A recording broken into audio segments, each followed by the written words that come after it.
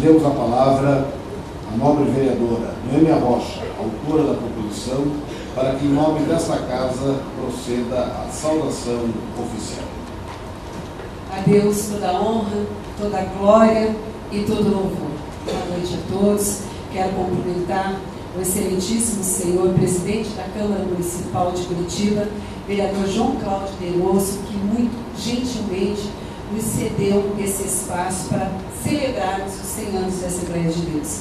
Excelentíssimo senhor secretário de Estado para Assuntos da Copa do Mundo, FIFA 2014, meu amigo Mário Celso Cunha, neste ato, representando o excelentíssimo senhor governador do Estado do Paraná, Beto Richa.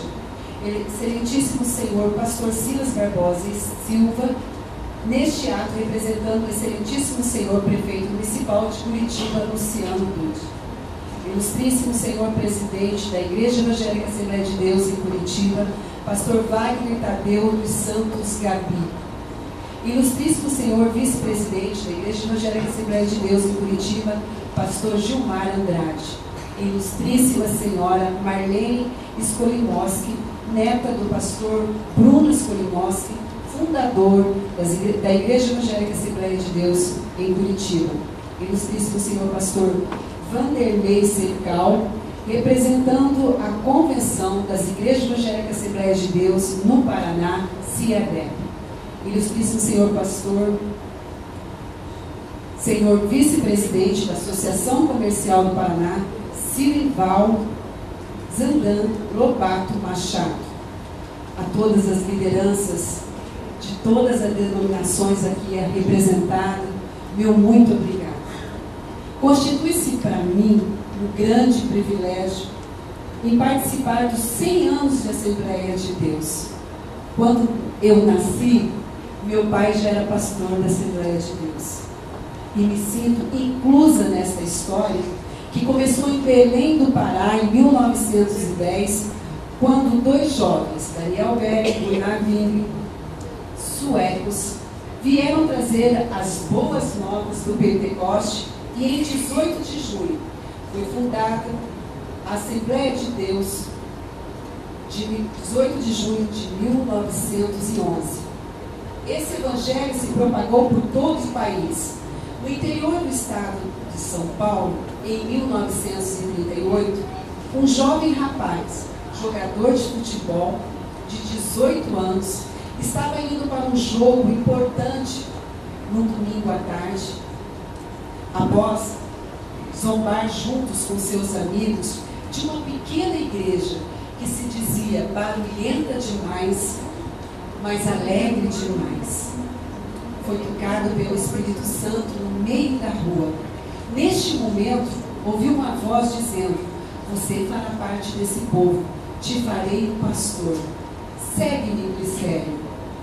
Ele, atônito, parou com o uniforme do time e com a chuteira na mão e tomou a decisão de seguir a Cristo. Isso aconteceu na cidade de Porangaba, no estado de São Paulo, sua cidade natal. Em seguida, logo à noite, foi a pequena igreja na demonstração pública de aceitar Jesus como Salvador, levando consigo todos os seus familiares.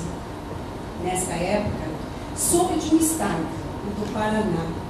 O progresso estava chegando no interior e a Igreja Assembleia de Deus também. Então mudou-se para a fazenda Matarazzo e, junto com Pedro Ferreira, ajudava nos cultos realizados naquele local. Um tempo depois, na cidade de Ibiporã, conheceu Deolícia de Souza e Silva, minha mãe, com quem se casou em 1945, aos 25 anos de idade.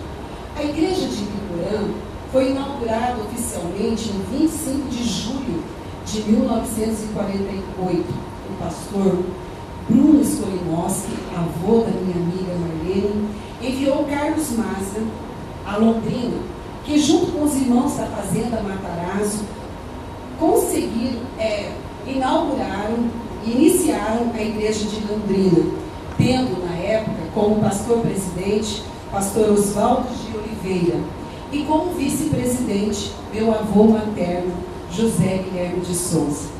O pastor Bruno Spolimoski, que chegou aqui em Curitiba, 19 de outubro de 1928, foi o fundador da Assembleia de Deus na capital. A igreja foi inaugurada em 7 de agosto de 1929, data do dia e do mês do aniversário de meu pai, o pastor Glicério Gonçalves da Silva. O pastor Bruno Spolimoski, procedendo de Petrópolis, Rio de Janeiro, sentiu de Deus que deveria vir ao estado do Paraná, a capital, pregar o evangelho aos poloneses em sua própria língua. Sabendo que aqui não havia nenhuma igreja pentecostal, ficou sozinho aqui até março de 1929. Então, trouxe toda a família. Os cultos eram realizados na rua Silva Jardim, depois na Eba do Pereira, mais tarde na Visconde do Rio Branco.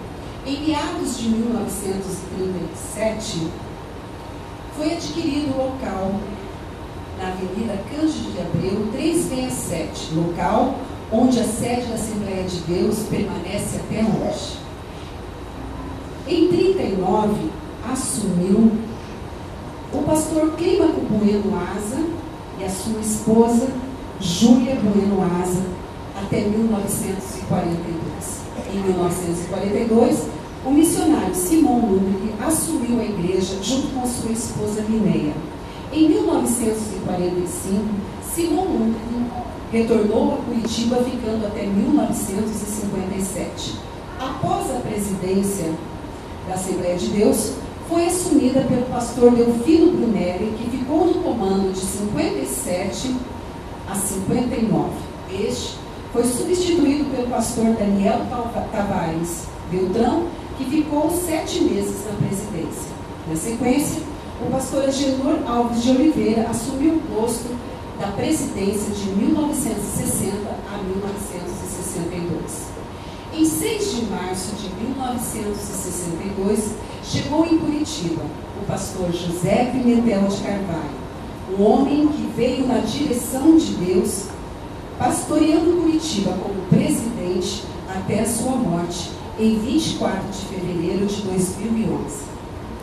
Em 27 de março de 2011, aconteceu a eleição do novo presidente da Assembleia de Deus em Curitiba. Os membros e ministério, e dirigido pelo Espírito Santo de Deus, puderam votar em um dos 4 pré-candidatos eleitos pelo ministério. Desta forma, o pastor Wagner Tadeu dos Santos Gabi teve a honra de se tornar o pastor presidente. O pastor Gabi já desempenhava um excelente trabalho como vice-presidente e agora como presidente. Nesse processo, vimos a ação de Deus na escolha do nosso pastor, quando o pastor José Wellington, presidente nacional das Assembleias de Deus no Brasil, disse publicamente no dia de culto de ação de graças pela nova presidente que o então pastor Pimentel expressou a ele a sua vontade de que o pastor Gabi fosse seu sucessor. Deus concede o desejo do coração daqueles que o agradam. O crescimento das Assembleias de Deus no Brasil deve-se ao poder do Evangelho transformador e curador. A mensagem ainda é a mesma nos dias de hoje. Jesus salva, Jesus cura, Jesus batiza com o Espírito Santo e nos levará ao céu. Não posso deixar de mencionar ainda as mulheres que contribuíram em muito para o avanço das Assembleias de Deus no Brasil. A primeira mulher brasileira a receber o batismo com o Espírito Santo foi Celina Albuquerque, em 2 de julho de 1911. Tem uma frase que diz: ao lado de um grande homem existe uma grande mulher. São elas, Deolícia de Souza e Silva, minha mãe, conhecida carinhosamente como irmã Alice, que faleceu há 3 meses atrás. Citamos também Frida Bing, Sara Berg, Maria Barbosa Spolimoski, Júlia Barbosa Asa, Adélia Brunelli, Linéia Lundgren, Alzira Fernandes Oliveira, Rosa Maria de Carvalho, a qual tive a honra nesta casa de homenageá-la com a menção de logrador público em Curitiba. Quero destacar também nossa amada e querida irmã Maria Gabi, companheira e amiga, que tem estado sempre presente conosco e ao lado do seu amado esposo, pastor Gabi, na trajetória da nossa igreja. Mesmo não tendo o título de pastoras por decisão da Convenção das Assembleias de Deus, que nós mulheres respeitamos, todas atuam o papel de pastoras, conselheiras, companheiras, no momento de alegria e de tristeza. Mulheres que quiserem, continuam fazendo história junto com seus maridos, unidas pelo amor de Cristo, para ganhar almas para o reino de Deus. As Assembleias de Deus falam por si, com o testemunho do poder de Deus na vida do ser humano, que reconhece seu estado de pecado e se arrepende para viver uma nova vida consagrada a Deus, a serviço de seus irmãos.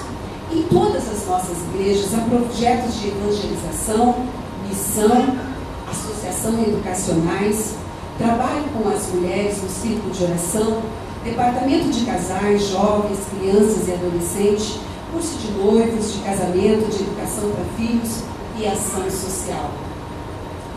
Não posso deixar de mencionar também o Instituto Betânia de Ação Social, fundado em 11 de novembro de 1964 pelo nosso pastor José Pimentel de Carvalho.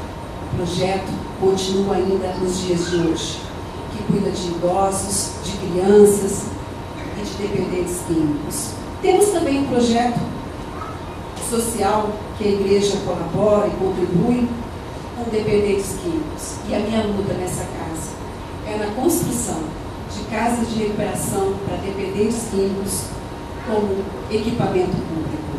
Eu tenho um sonho de termos casas de recuperação mantidas pelo governo federal, estadual e municipal para cuidar de pessoas marginalizadas, dependentes químicos. E dentro desse projeto, o estudo da palavra de Deus, a recuperação da sua escolaridade e a reinserção desse jovem no mercado de trabalho.